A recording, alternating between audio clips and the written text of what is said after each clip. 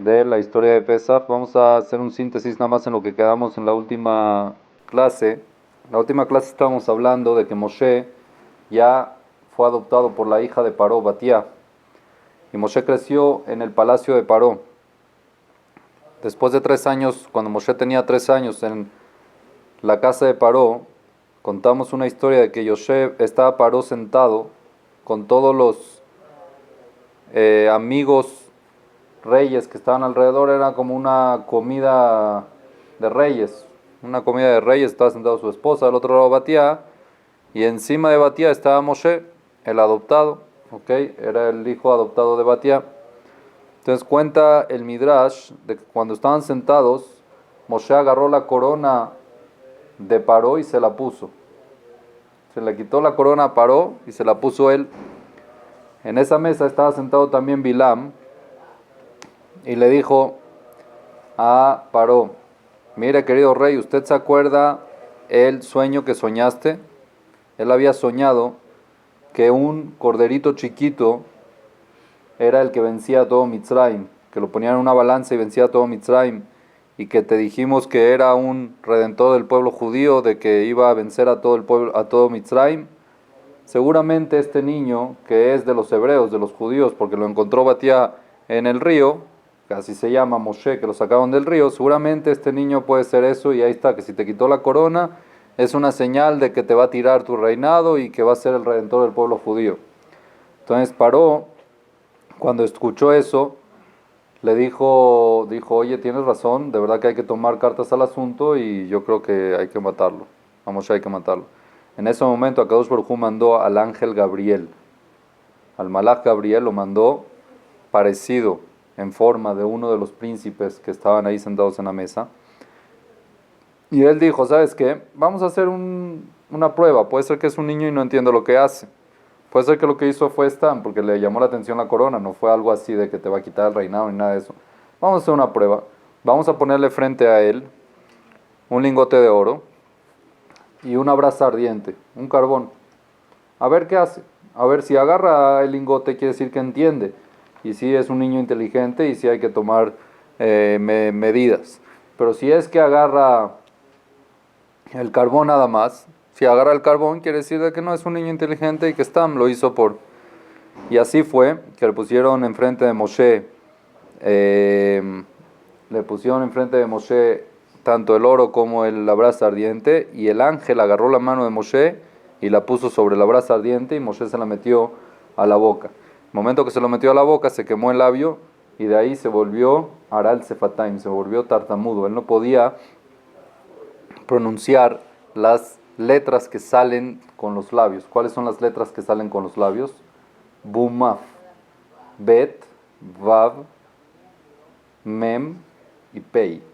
Esas son las letras que él no podía mencionar. Son las letras que él no podía mencionar porque se le hizo el labio que no lo podía unir. Entonces, de ahí él se volvió Aral Sefataim, se volvió tartamudo, y después vamos a ver que gracias a eso el pueblo de Israel le creyó que él era el redentor del pueblo judío. Gracias a esa historia, ¿okay? Como vemos mucho en la Torah, de que Akadosh Baruj Hu al principio hace algo que uno no entiende, pero gracias a eso, Baruch Hashem, la gente, Baruch Hashem, viene la redención, viene la Geulá gracias a eso, ¿ok? Bueno, siguió Moshe creciendo en casa de Paró, vestido como príncipe y todas las comodidades de que hay en un palacio, pero con todo y eso él sabía que era judío, y cuando salía y veía al pueblo de Israel esclavizado, trabajando, y eran sus hermanos, le dolía mucho. Él salía al campo de trabajo donde trabajaban los judíos, Bené Israel, y él los ayudaba. Con todo vestido de príncipe, él no estaba esclavizado porque él era el adoptado, el hijo, el hijastro del rey, vamos a decir así. Nieto. Hijastro, sí, el hijastro de la hija del rey. Entonces él no tenía la obligación de trabajar, pero él con todo eso, como sabía que eran hermanos de él, entonces él los ayudaba a cargar, los ayudaba a llevar, los ayudaba a hacer, porque él sentía la responsabilidad de cargar con el peso del compañero. Bueno, vio Moshe de que el pueblo de Israel estaba muy grave, que estaba muy, muy trabajoso, trabajaban 7 días a la semana sin parar, y fue con Paró y le dijo, mira, una persona que tiene un esclavo y quiere que el esclavo le sea eficiente y le dure, ¿lo hace trabajar sin parar o lo deja descansar por lo menos un día a la semana? Ese descanso de un día a la semana le da fuerza para que trabaje mejor toda la semana, si no, no es eficiente el trabajo. Paró le dijo, oye, ¿de verdad tienes razón? Sí, en verdad sí tienen que trabajar. ¿Qué día crees tú que tienen que descansar, perdón? Le dijo, yo creo que el sábado es buen día para que descansen. Entonces les dio Paró al pueblo de Israel el Shabbat para descansar. Fue esa la idea de Moshe. Okay, cuando Moshe tenía 12 años, salió y vio que un mitzri estaba golpeando a un yehudí a muerte. Cuenta el Midrash que la historia ahí fue de que ese mitzri había violado a su esposa. Fue la única violación que existió en Mitzrayim. La única violación de un mitzri a una judía fue esta. Que el mitzri, este egipcio, mandó a este hombre al trabajo y se metió a la casa y violó a su esposa y de ahí salió. Después vamos a ver también, Midrash va a contar qué fue de esa relación que salió. El Mekoshesh Etzim, el que fue el que hizo el primer Hilul Shabbat después de que Akadosh Baruj Hu entregó la Torá, salió de ahí. Ech Sheloie, entonces cuando Moshe ve que este mitzri le está golpeando a muerte porque el esposo llegó con el mitzri y le dijo, ¿qué hiciste? Violaste a mi esposa, ¿qué haces? ¿Qué esto? ¿Qué el otro? Entonces ahí Moshe cuando vio eso, entonces Vayar, dice el pasuk, de que Vaifenko bajó, se volteó a la derecha y a la izquierda, con Ruach HaKodesh vio de que de este mitzri en las generaciones de él no va a salir nada, quiere decir que no va a haber ninguno que se va a convertir, no va a tener ningún yudí en sus generaciones, y mencionó un Shema Meforash, un nombre de Akadosh Baruj Hu, y lo mató. Lo mató, ¿ok? Cuando lo mató, para borrar la evidencia que hizo, lo tapó con la arena, lo enterró. Por eso Moshe tenía Karata Tov, tenía agradecimiento hacia la arena, y cuando fue la Macá de Quinim, por ejemplo, que tenía que golpear en la arena o en Sefardea, no golpeó, le dijo a Aarón que lo haga, porque él no podía golpear algo que lo ayudó, que lo salvó. Y efectivamente lo mató, lo enterró, borró la evidencia y se acabó. Al otro día sale Moshe también a ver cómo están sus hermanos y ve que dos judíos están peleando. ¿Quién eran? Datán y Abiram. Datán y Abiram se estaban peleando y uno le levantó la mano para golpear al otro y le gritó y le dijo, Rasha, lama taquerreeja. El que iba a levantar la mano para golpear, ¿por qué golpeas a tu compañero? Entonces ellos le dijeron, ¿acaso tú nos vas a matar como mataste a ese egipcio? Quiere decir que ellos se enteraron de que ese egipcio lo mató Moshe, y no nada más eso, por el enojo de ellos, de que Moshe los reprochó, que no se peleen, fueron y lo delataron a Paró. Ellos mismos, Datán y Abiram, fueron y delataron a Paró de que Moshe mató a un egipcio ayer. Paró cuando escuchó eso dijo, bueno, ya está bueno. Es judío, está creciendo en mi casa, sale y ayuda a sus hermanos y todavía mata a un egipcio, ya no lo puedo tolerar. ¿Qué hizo Paró? Mandó a matarlo.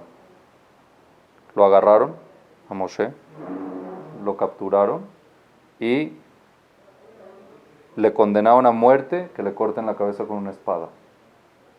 Muerte de corte de cabeza. ¿Ok? Cuando llegó el verdugo, que lo iba a matar prácticamente con la espada, Akadosh Baruj Hu hizo un milagro, que su cuello se convierta en piedra, en mármol. Se convirtió fuerte y cuando trató de cortarle la cabeza, se rompió la espada. Entonces llegaron y cambiaron la espada y trajeron otra espada y otra vez lo trataron y se rompía la espada. La tercera vez cuando trataron de cortarle la cabeza, la espada se rebotó hacia el que lo quería matar y lo mató a él. Fue un rebote que la espada hizo que lo mate a él. En ese momento Moshe vio la oportunidad para escaparse y se escapó. Paró que estaba presente, empezó a gritar, agárrenlo, atrápenlo, que no se escape, y Akadosh Baruj Hu hizo un milagro, que los que estaban ahí se hicieron sordos y los que vieron no pudieron moverse, ¿ok? Fue un milagro de que no lo pudieron agarrar y así Moshe se escapó y llegó a Midian, ¿ok? Que fue que conoció a Tzipora, etcétera, etcétera, que no es el caso ahorita y no vamos a contar de eso.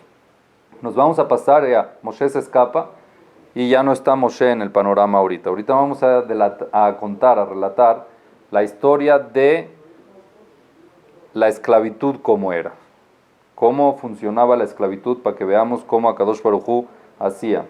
El pueblo de Israel cada día lo esclavizaban más fuerte. La esclavitud era más pesada, la esclavitud era más intensa. ¿Ok? Es algo de que nosotros no nos podemos imaginar.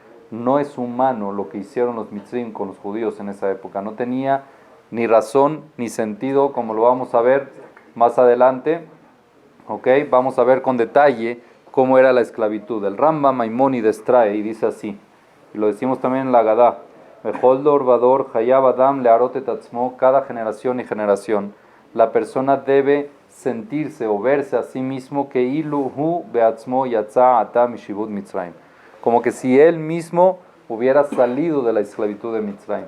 Él se tiene que imaginar que él estaba metido en la esclavitud y que él salió de esa esclavitud para poder cumplir esa mitzvah y para poder sentir de verdad ese sentimiento de que uno era esclavo y salió de Mitzrayim. Tenemos que imaginarnos muy bien lo que era la esclavitud, para sentir cómo era que el pueblo de Israel estaba y sentir de que nosotros salimos de Mitzrayim, que si no fuera porque Moshe y Akadosh Baruj Hu, que envió a Moshe a sacarnos de Mitzrayim, seguiríamos en ese plan, en esa idea, y vamos a ver qué tan grande, ¿ok? Qué tan dura era la esclavitud, qué tan ruda y qué tan cruel era la esclavitud que había en Mitzrayim. Sobre eso dice el Rambam, por eso Akadosh Baruj Hu ordena en la Torah y dice, Bezaharta, ki eved aita beretz Mitzrayim. Akadosh Baruj Hu dice que te tienes que recordar que fuiste esclavo en Egipto y Akadosh Baruj Hu nos sacó. Dice la Torah, Bezaharta, ki eved aita, que tú fuiste esclavo. Quiere decir que es una orden a cada uno y uno, indiferentemente de la época, no nada más a los que estuvieron en Egipto, sino inclusive hoy en día cada uno se tiene que imaginar como que si él estaba en Mitzrayim y salió. ¿Ok? Entonces vamos a ver, el pueblo de Israel estuvieron en Egipto ¿cuánto tiempo? 210 años en total. Desde que bajó Jacob hasta que salieron de Mitzrayim fueron 210 años. En la vida de Yosef, cuando bajaron los hermanos y Jacob, y Yosef, que era rey de Egipto, virrey de Egipto, todavía estaba vivo, ¿ok? Todavía el pueblo judío tenía el estatus de hermanos del rey, o sea, hermanos del virrey. Entonces todavía estaban bien, estaban cómodos, ¿ok? Pero desde que se murió Yosef, desde que bajaron todos los Jacob con todos sus hijos a Mitzrayim, hasta que se murió Yosef, duró 71 años. Después de que se murió Yosef, empezaron a bajar de su nivel, de su estatus que estaban en Mitzrayim, y empezaron a esclavizarlos. Ahí empezaron a esclavizarlos, ¿ok? Y cada vez era peor. Hasta que, cuando se murió el último de los hermanos, si se empezó, las 12 tribus se fueron muriendo, pero no en orden. Primero se murió Yosef y el último que se murió, ¿quién fue? Leví. Leví, el hijo de Jacob, fue el último que se murió 94 años después de que bajaron a Mitzrayim. 94 años después de que ya estaban en Mitzrayim se murió. En ese momento, después de que se murió Leví, se convirtieron en esclavos totales. Todos los Yehudim que estaban en Mitzrayim ya eran esclavos totales. Fue ¿cómo se dice? En partes. Cuando se murió Yosef empezó y así duró hasta que se murió Leví. Cuando se murió Leví, ya la esclavitud era plena a todo el pueblo judío. ¿Ok? Quiere decir que si de 210, 94 años fueron más o menos esclavos, 116 años fueron esclavos totales. Fueron esclavos, una esclavitud muy ruda y muy fuerte. ¿Ok? Después de 30 años de que se murió Leví, ¿ok?, fue todavía peor la esclavitud. También la esclavitud, después de que terminó Leví, eran esclavos totales, pero fue agravándose cada vez más. Y después de 90 años fue mucho más grave. Y la prueba de todo eso es de que en esa época, ¿quién nació? En esa época nació Miriam. Miriam, que era hija de Yocheved, hermana de Moshe, hija de Yocheved y Amram. ¿Y por qué la llamaron Miriam? El nombre Miriam, ¿por qué lo llamaron Miriam? El nombre Miriam viene de la palabra amargo. Viene de la palabra amargo, de la palabra que dice el pasuk, Vaimareru et Hayem, y amargaron las vidas del pueblo judío que estaba en Mitzrayim. Entonces por eso llamaron a Miriam con ese nombre, como para recordar de que ella nació en la época de la amargura, en la época de que el pueblo de Israel estaba totalmente subyugado al pueblo egipcio y estaba en una amargura plena. Por eso se llamó Miriam. Entonces vamos a ver cómo fue que empezaron a esclavizar al pueblo judío. Empezó por partes, quiere decir de la parte suave a la parte fuerte. Al principio, al principio no los esclavizaron como tal de que sean esclavos, sino empezaron a tocarles la parte económica. Quiere decir de que puso impuestos muy altos a los judíos. Solamente a los judíos que habían ahí les puso impuestos altísimos. y el pueblo judío no podía mantener y pagar esos impuestos, entonces les empezó a quitar propiedades, les empezó a quitar campos, les empezó a quitar bienes que tenían, y así prácticamente el pueblo judío se iba quedando sin nada. El pueblo judío era muy rico por Yosef, y así poco a poco Paró les empezó a quitar todo, y no les quiso demostrar que era por antisemitismo, por odio, sino simplemente les dijo que esa es la costumbre de los países, de que gente extranjera o que gente así tienen que pagar más y tienen que pagar, ¿ok? Por eso así le hizo Paró, lo hizo de una manera bonita, que Ilu, para que no sientan de que es por odio, y así les empezó a quitar todo lo que tenían. Aquí vemos algo muy importante, y hay una pregunta muy sencilla: ¿cómo puede ser de que los egipcios pudieron subyugar y doblegar al pueblo judío? No se entiende. ¿Cómo un pueblo acepta, y un pueblo fuerte, y un pueblo poderoso, cómo pudo llegar a eso? ¿Cómo no se dieron cuenta que podían llegar a algo así? ¿Se abstuvieron o algo? No, es una pregunta lógica, ¿no?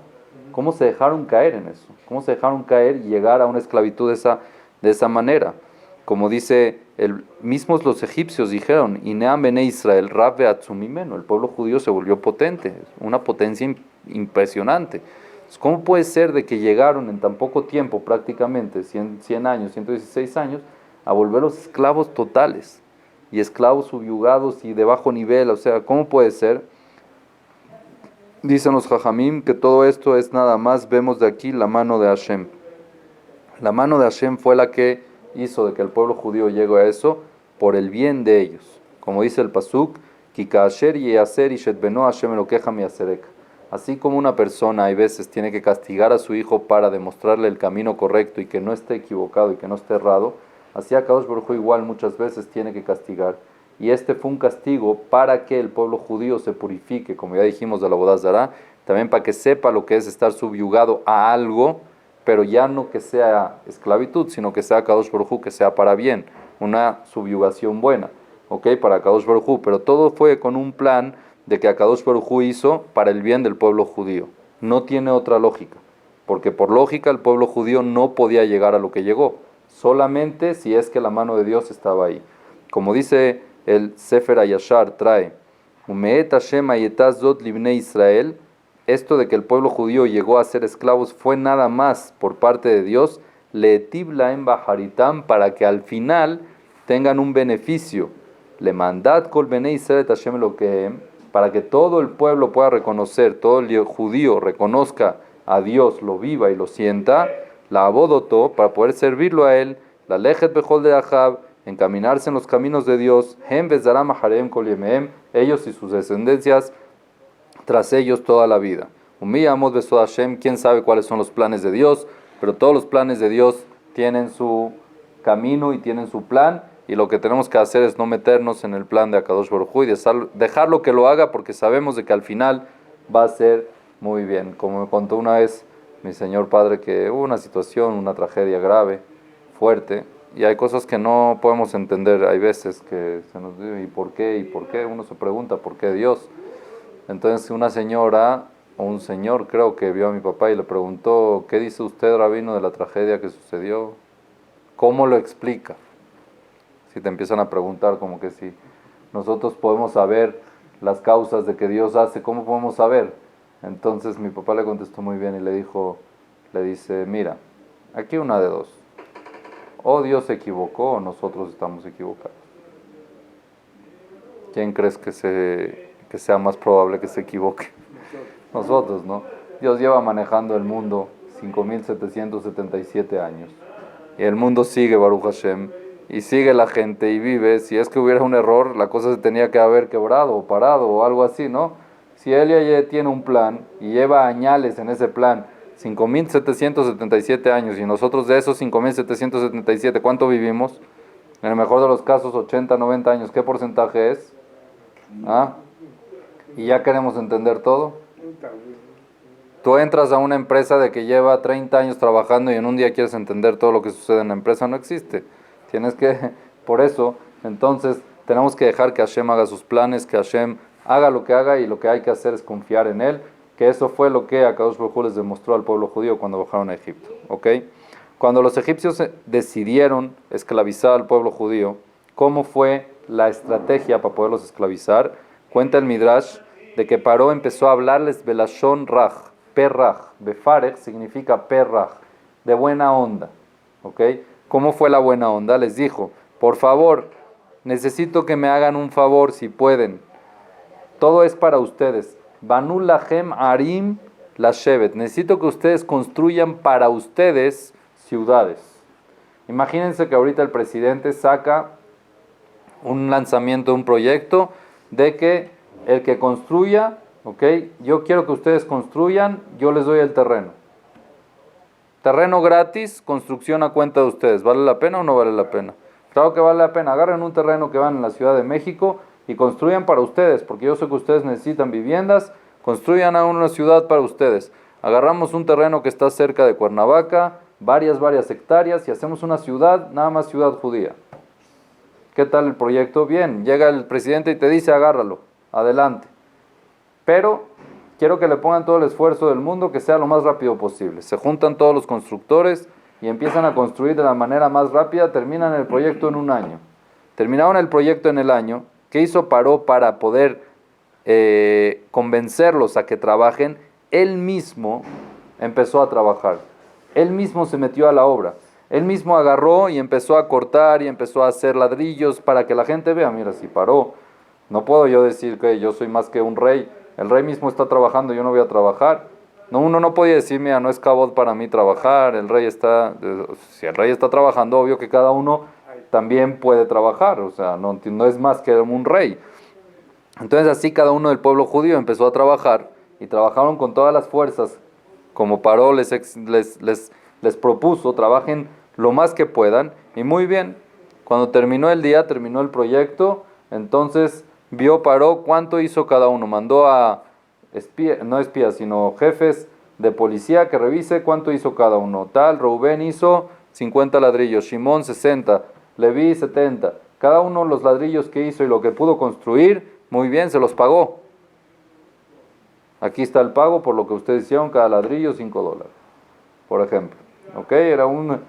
Al otro día, entonces llegaron los policías y le dijeron a la gente, hoy tienen que volver a hacer, tienen que hacer la misma cantidad de ayer, pero hoy ya no se les va a pagar. ¿Cómo? Dale. No voy, golpeo. Empezaron a golpearlos y a obligarlos a que hagan la misma cantidad que hicieron con entusiasmo, vamos a decirlo así. Entonces imagínense que es como que si el presidente, hicimos el proyecto en un año, llega el presidente y dice, ahorita ustedes tienen que hacer lo mismo que construyeron en un año, me tienen que construir así en otra parte de a gratis. Yo solo les doy los materiales y ustedes lo tienen que hacer. Y si no lo hacen, entonces cárcel. Si no lo hacen, los golpean. Y si no lo hacen, entonces prácticamente entraron en una trampa. Y así fue como empezaron a esclavizar al pueblo judío. Inclusive, después de 4 meses que los empezaron a obligar a trabajar, en ese momento decidieron quitarles todo el dinero que les habían pagado por los que sí habían hecho. Quiere decir, al principio les pagaban por los ladrillos que hacían, después de 4 meses le quitaron también ese dinero que les habían pagado por el trabajo que habían hecho, y ya todo lo que habían hecho prácticamente era de a gratis y obligado. ¿Ok? Cuando un judío no quería hacer trabajo, entonces llegaban los policías y lo empezaban a golpear, unos golpes que cualquiera prefería ir a trabajar a recibir ese tipo de golpes. ¿Ok?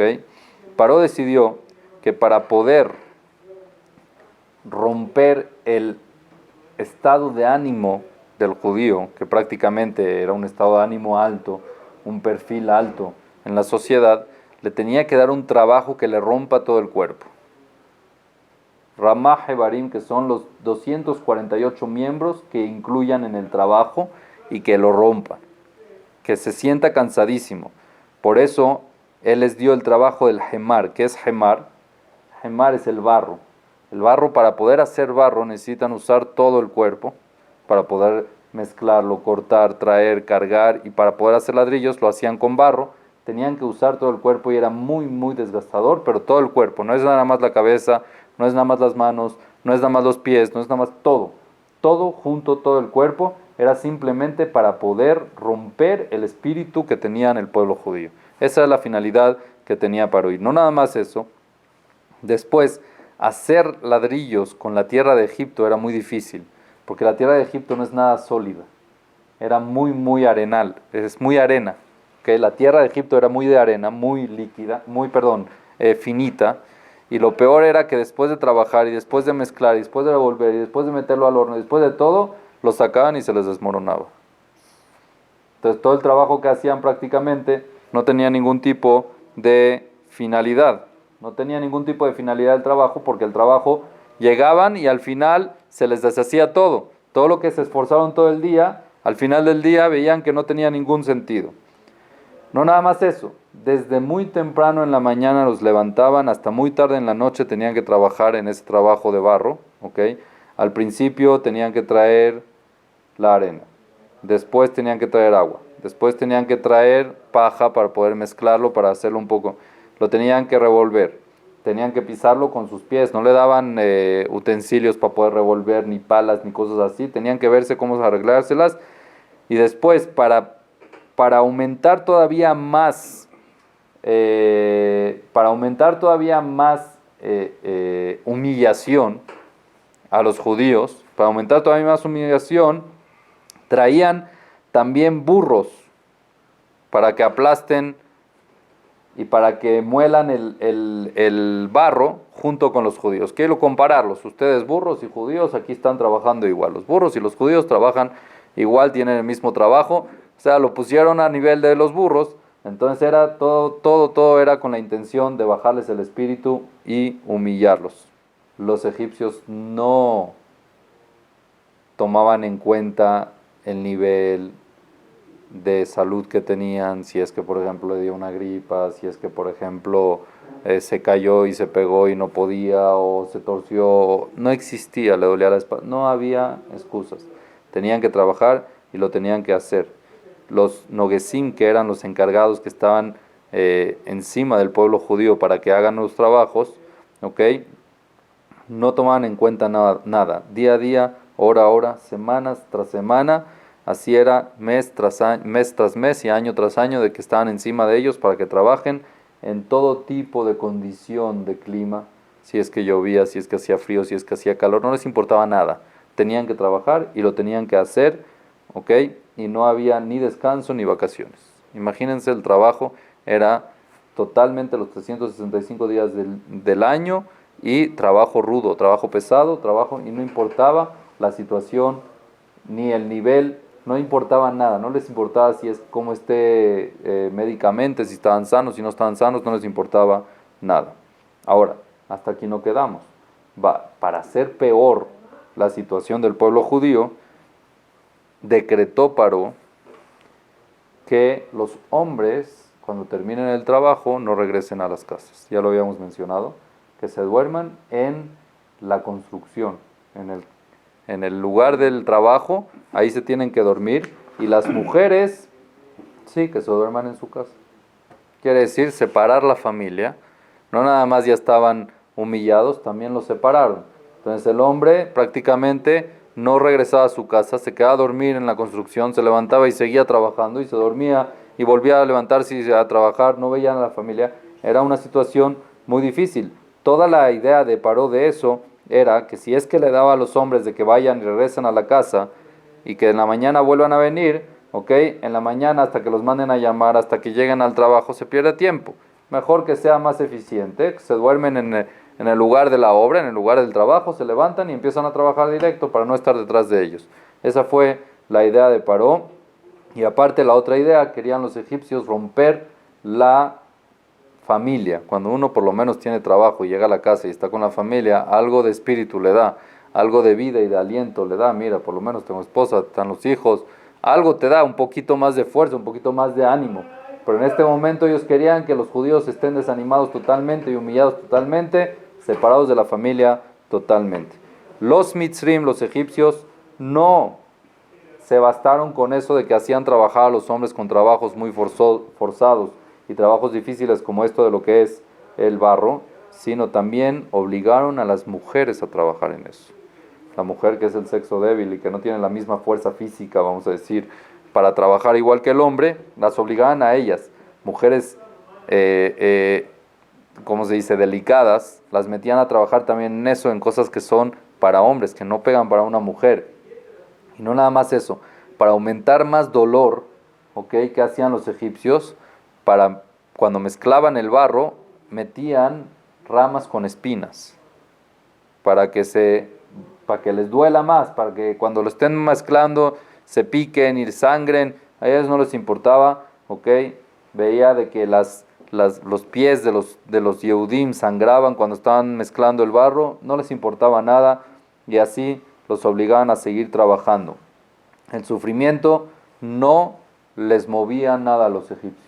Veían a los judíos sufriendo, no les movía nada. Esa era la idea, que sufran, que estén humillados. Inclusive la sangre que les salía, no les traía nada de compasión, sino es lo que ellos querían ver, que el judío esté sufriendo y que esté humillado, era toda la finalidad de ellos. Inclusive las mujeres embarazadas las obligaban a trabajar y a trabajar en eso también, a trabajar en trabajos forzados. Inclusive mujeres que tenían ya que aliviarse, y ya estaban, por ejemplo, con contracciones para aliviarse, no podían parar de trabajar. Tenían que seguir trabajando. Y cuando estaban aliviándose, no se podían parar, acostar, a ver, para que se alivien, no. Tenía que seguir trabajando y se aliviaban trabajando. Las mujeres gritaban, le pedían a los mitzvim, mira, me tengo que aliviar, déjame irme al lado para aliviarme. No, sigue trabajando, no puedes dejar de trabajar. Si dejaba, la golpeaban. Para que ustedes se imaginen lo que era el trabajo y la humillación que le hacían al pueblo judío. Ahora, todo esto no les bastó. Y para poderlos obligar más a que cumplan con su cantidad de trabajo diaria, ¿sí? ¿Qué hacían? Si es que inclusive le faltaba al judío un solo ladrillo, lo tenía que pagar. Los egipcios, ¿qué hacían? Agarraban al niño, lo mataban y lo ponían como ladrillo. Al hijo del judío que no pudo cumplir con su parte, si es que era un ladrillo, agarraban un hijo, si es que eran dos, agarraban dos hijos.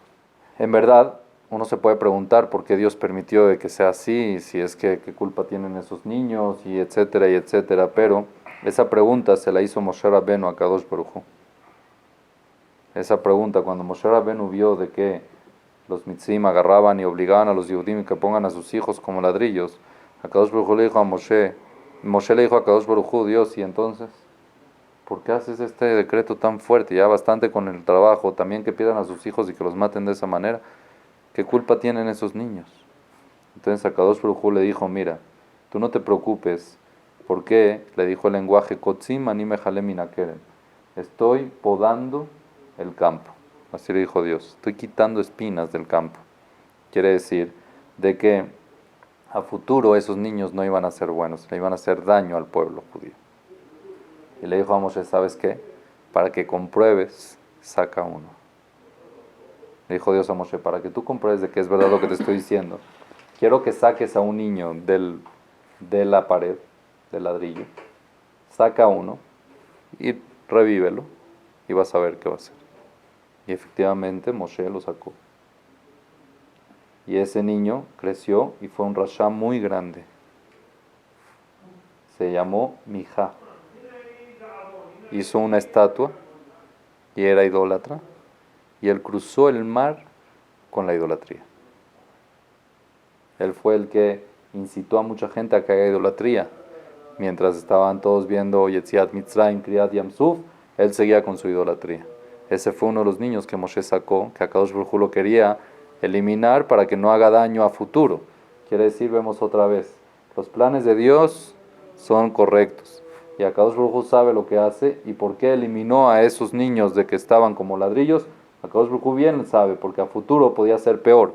Por eso no hay que meterse en los planes de Dios. Y Moshe lo vio y lo vivió. Akadosh Baruj Hu se lo comprobó a Moshe, saca uno y ahí fue que fue un rasha muy grande. Ahora, todo esto nos referimos al trabajo de la gente mayor. ¿Qué pasaba con los niños y niñas judíos? Los mitzvim no los dejaron tranquilos, también los sacaron a trabajar. Niños y niñas tenían que trabajar, ¿ok? Y igual los tenían que meter, los metían para hacer también ladrillos y barro. Imagínense un niño con los piecitos que tiene y la delicadeza que tiene, con todo eso los metían, no les importaba, los obligaban a trabajar. Los niños pobres se caían dentro del barro y se pegaban y bueno, lo alenu, lo que sucedía ahí con los niños que los llevaban a trabajar y ellos mismos, esos mismos niños, si el papá no cumplía con la cantidad, a ellos mismos los agarraban. Después del trabajo los agarraban y los metían como ladrillos los pobres. Todo esto todavía es muy grave, pero ahorita viene el punto más fuerte. Por lo menos una persona trabaja, se esfuerza, si está en un trabajo forzado, por lo menos está bien, lo hizo, pero cuando terminó el trabajo, por lo menos dice, oye, Baruch Hashem, mira el trabajo que hice, mira el nivel que, la muralla que construimos, o mira el edificio que construimos, aunque fue forzado, pero por lo menos lo hicimos. Aquí, en el pueblo de Mitzrayim, el pueblo de Israel construyó algo que se llamaba Are Miskenot, dice el Pasuk. Are Miskenot le faró et Pitom Betramses. ¿Qué es Are Miskenot? Are Miskenot significa ciudades Miskenot, pobres. ¿Qué significa ciudad pobre? Donde Paró mandó a trabajar al pueblo judío a construir era una tierra no firme. ¿Qué significa? Que el judío trabajaba, construía, armaba su, vamos a decir, su cantidad que tenía que hacer, construía su pared, se iba a dormir, al otro día se levantaba y no había nada. La tierra se lo tragaba. Entonces, ¿para qué nos obligan a trabajar aquí? La idea era que estén trabajando sin ningún tipo de finalidad. Era nada más para humillarlos, para bajarles el estímulo, para bajarles el autoestima, era nada más para amargarles la vida. Sin ninguna finalidad. Paró no los usaba para construir cosas que de verdad él necesitaba. Simplemente para hacerlos trabajar. Para que estén trabajando, para que estén humillados, para que estén amargados. Esa era toda la ideología de Paró y de los egipcios hacia el pueblo judío. Ustedes piensan de que el Mitzri, el egipcio, dejaba descansar al judío de noche. No era así. Había una ley, como ya lo mencionamos, que todos los egipcios tienen poder en los judíos. Quiere decir que cualquiera podía agarrar a un judío y decirle, ven, necesito que me hagas el trabajo. Y el judío no le puede decir que no, porque si decía que no, iba el egipcio con el policía y recibía golpes. Entonces imagínense un judío que terminó su trabajo el día reventado, ya dijo, bueno, por lo menos llegó la noche, voy a descansar, voy a dormir hasta la mañana. De repente se acuesta y llega un egipcio y le dice, hey, vente para acá, necesito que vengas a mi casa. Los hacían así, ir a las casas, nada más para hacerlos sufrir. ¿De qué los llevaban? Los llevaban a la casa y le decía, ven a mi casa que tengo una fiesta. El judío pobre con hambre iba a una fiesta del egipcio donde hay todo lo bueno y tomar y de comer y de todo, y el judío ahí sufriendo por eso. Pero no nada más eso, ¿de qué lo usaban al judío? No lo usaban de mesero, no lo usaban de cocinero, lo usaban de base para la vela. Lo sentaban y le ponían una vela en la cabeza para que ilumine. Y quédate así y que no se caiga la vela. Si se llega a caer la vela, te mato. Imagínense el dolor que ya tenía en el cuerpo el judío por todo el trabajo del día. Más aún tenía que pasar la noche viendo a estos mitzrim gozar. Y él, sin poderse mover, con todo el dolor que tiene, porque tiene una vela en la cabeza para iluminar a estos egipcios que están haciendo una rumba o que montaron ahí una fiesta. Imagínense, todo era nada más para eso. Y después de que terminara la fiesta, tenía que irse a dormir, pero en la madrugada otra vez se levantaba para trabajar todo el día. Dormía menos. Entonces imagínense la gravedad de la esclavitud que tenían. Bueno, era muy muy dura la esclavitud. Y nada más para terminar con la última parte, hay que saber de que más aún los egipcios hicieron que intercambiaron trabajos de hombres hacia mujeres y de mujeres hacia hombres. Un hombre le gusta trabajar en las cosas que él sabe y las cosas que él puede, pero si le das trabajos de mujeres a hombres, se desespera. Mentalmente es muy difícil. Pone a un hombre a, no sé, a coser o a hacer cosas de mujer, se desespera, ¿ok? Un hombre que es fortachón quiere que le den trabajos de fuerza, no trabajos de paciencia. Así hacían, cambiaban, intercambiaban los trabajos, y a los débiles les daban trabajos rudos físicos, y a los fuertes les daban trabajos sencillos de paciencia, que no para usar su fuerza, simplemente otra vez volvían a lo mismo para demostrarles de que lo único que quieren es humillarlos, lo único que quieren es romper el espíritu de ellos y hacerlos sufrir. Aparte de todo esto, aparte que ya les daban para trabajar de barro, a otros Yehudim también, para también bajarles el estima y humillarlos, les daban trabajos muy sucios, trabajos muy bajos, trabajos de humillación, ¿ok? Por ejemplo, los mandaban a pastorear los animales, los mandaban de pastores a lugares lejos, así también los alejaban de la casa. Quiero que te vayas aquí a 10 kilómetros a pastorear el ganado y después regreses sin comida, sin nada, y con un ganado ahí, él solo, con todos los animales, para que Kipshutó, para perder la cabeza, para volverse, para humillarlos nada más, ¿ok? Aparte los mandaban, por ejemplo, a cazar. Mira, quiero que vayas aquí al bosque y me caces una cascabel y me la traigas. ¿Para qué la querían? Nada, para nada. Solo para meterlos en peligro y para alejarlos y para cosas así, cosas sin finalidades. Así es lo que hacían. Imagínense un judío sin ningún tipo de armamento, se mete a una selva para cazar una cascabel o cazar un lobo o cazar un tigre o lo que sea. Es un peligro. Imagínense el peligro que estaban, inclusive los mitzrim, para que no desgasten a sus animales. Escuchen bien, para no desgastar a los animales, ponían a los judíos a trabajar trabajos de animales. Por ejemplo, para arar. En vez de poner al toro que se ponga a arar, ponían al judío que se ponga a arar. Le amarraban a él, ¿cómo se llama ¿ah? El arado, la yunque. Se lo amarraban al judío porque haram, el animal se va a cansar y se va a desgastar. Entonces, el judío está para eso. Así ponían a 3 judíos, lo amarraban al yunque, caminen para arar. Y así lo hacían para que no se desgaste el animal del mitzil o alenu. Imagínense lo que, no nada más eso, ¿ok? Los mitzrim adoraban a el ganado.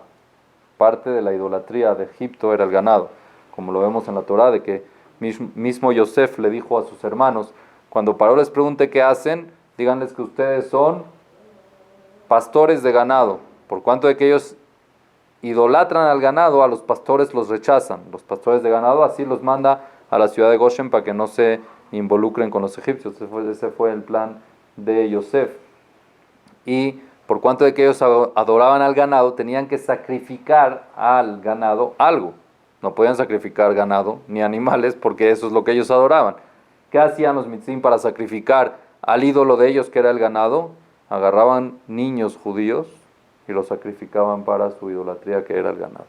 Esas son las cosas impresionantes que sucedían en la esclavitud. Esa era la manera de la esclavitud como el pueblo egipcio